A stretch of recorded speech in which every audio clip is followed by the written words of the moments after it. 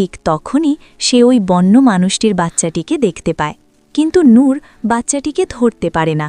কি আর করা, নূর তখন পাহাড়ের একদম উঁচুতে এসে তাদের বাড়ি খুঁজতে শুরু করে, কিন্তু কোথাও তাদের বাড়ি দেখতে পায় না।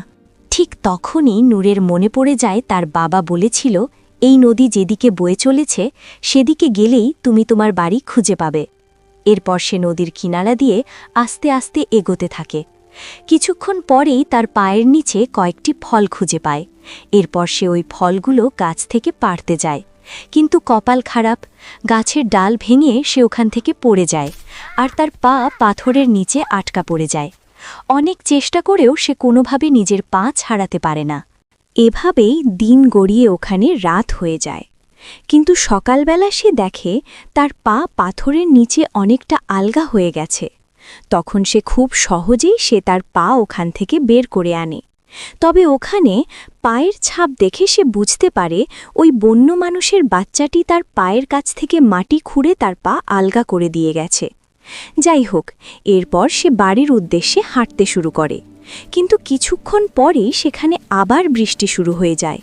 তাই সে নিজে তখন একটা ঘর বানিয়ে সেখানে চুপ করে শুয়ে থাকে। কিছুক্ষণ পরে সে দেখতে পায় ঘাসের ভেতর থেকে একটা প্রাণী তার দিকে তেড়ে আসছে।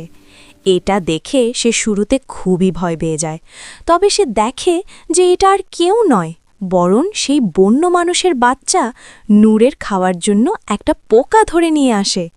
নূর তখন এটা খেতে চায় না। বন্য মানুষের বাচ্চাটি তখন তার জন্য সেই ফলগুলো নিয়ে আসে।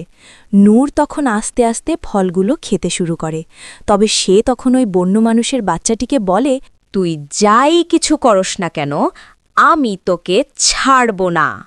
যাই হোক, এরপরে ওই ছোট্ট বন্য মানুষের বাচ্চাটি নূরকে একটি ফলের গাছের কাছে নিয়ে যায়। যদিও শুরুতে নূর সেখানে ভয়ে যেতে চাচ্ছিল না, তবে বন্য মানুষের বাচ্চাটি তাকে জোর করে সেই গাছের কাছে নিয়ে যায়। নূর তো ফলগুলো দেখে অনেক বেশি খুশি হয়ে যায়, কিন্তু বন্য মানুষের বাচ্চাটি নূরকে ওই গাছের কাছে যেতে দেয় না।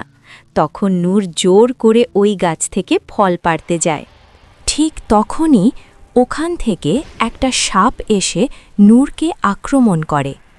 তখন তারা সবাই পাহাড়ের ওপর থেকে একদম নিচে পড়ে যায়। সাপটি এবার নূরকে আক্রমণ করতে গেলে ওই বনমানুষের বাচ্চাটি উল্টা সাপটিকে মেরে ফেলে আর সাপের হাত থেকে নূরকে বাঁচিয়ে নেয়। এরপর তাদের দুজনের মধ্যে খুবই ভালো একটা বন্ধুত্বপূর্ণ সম্পর্ক গড়ে ওঠে।